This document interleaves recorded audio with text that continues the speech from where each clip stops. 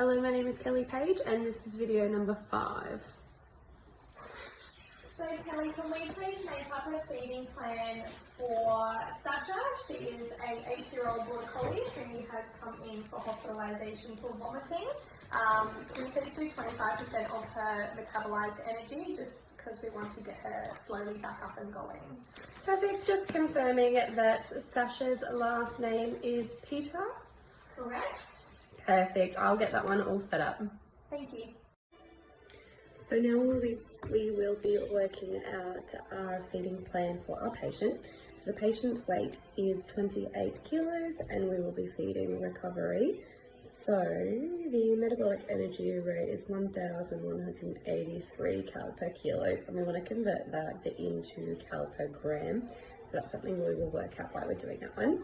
So first of all, we'll work out the resting energy rate, which is the weight to the power of 0.75. So I've got my calculator here and we'll just pop that one in. So 28 to the power of, and then we will times that by 70. So we've got an 851.90, so I'll just write that one down. And then we will work out the daily energy rate. So as this patient is losing weight, it will be times by 1.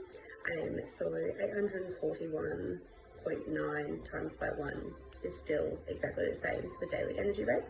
I'll now convert the metabolic energy rate into grams. So that's what I can do off the top of my head, which changes it to 1.183. We will then work out how much we are feeding from there. So we'll be doing the daily energy rate divided by the metabolic energy rate. So I'll do that one now. So 851 we had 0.9 divided by the metabolic energy rate, which we had worked out to be 1.183, which comes to 720.11, which we've got here. So I'll just write that one down, 720.11. And we're then also dividing that one as we're doing a percentage of 20% of the full amount that we're feeding. So let me just work that one out on my calculator here. So we want 25% of 720.11.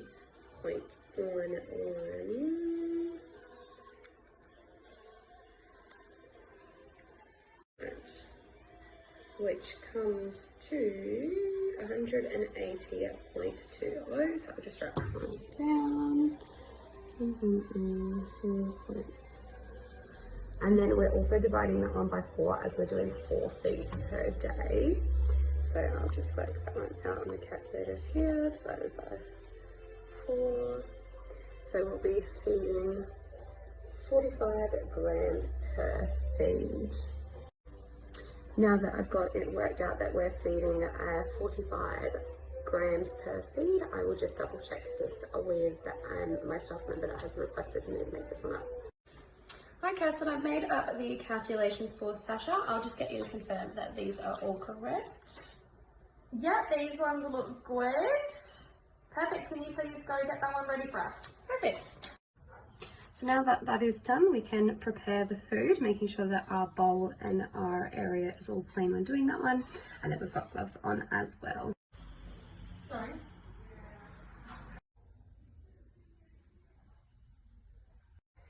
So I've got our food preparation area and everything is nice and clean, making sure that when we pop the plate on there that we're zeroing that one out and then placing the food on. So now that our food is all ready, we now can give that to our patient, making sure that we have the correct patient. So making sure that we've got correct age, sex, breed and colour, and to ensure that we're feeding the correct patient. Alright, so I've got the cage card here, and so just checking that everything is correct before going in and feeding. Just making sure that anything that we have left in the container remaining is sealed and popped in the fridge, and the date is written when that one was open as well. So now we're feeding the patient out in our medium run, being sure to wash our hands afterwards. Now that we're all finished up, as we can see, 100% of the food was eaten, so we'll go pop that on the cage card. So now that the patient has been fed and eaten, we've got that all written up on our cage card. And I've just fed the patient as requested, and they've eaten 100% of the food that they were given. Was there any modifications that you were wanting to that one at all, or are we happy with that one? Perfect, thank you.